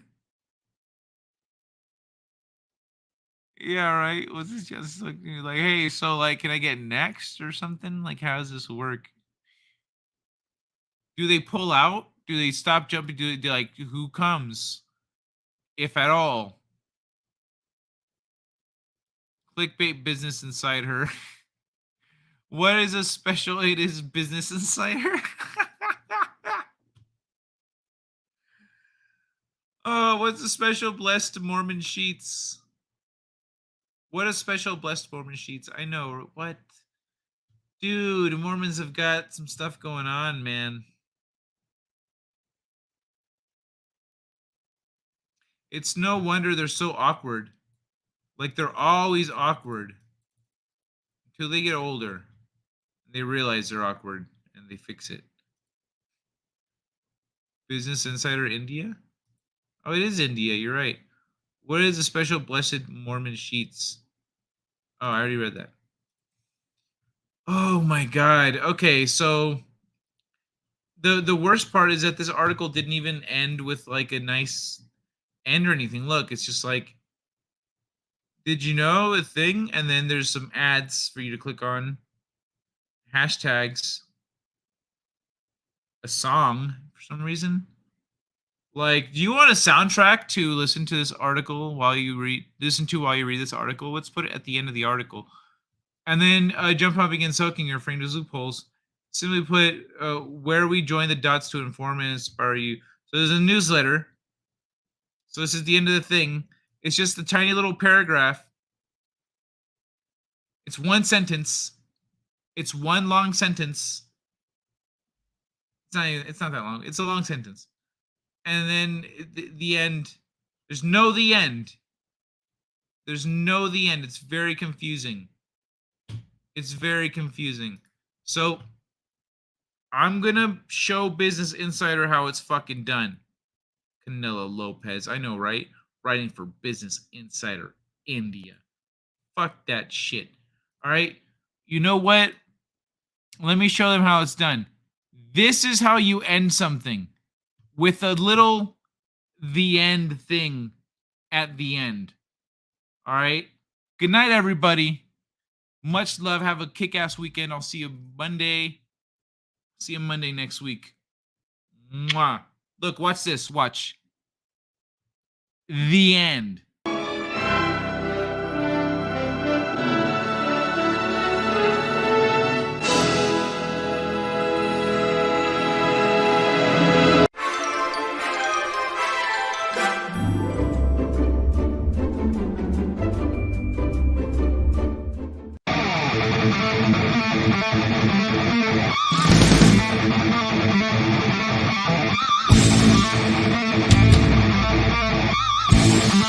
You're better than this. Join us. Use your powers for good. Heads up. Be a superhero.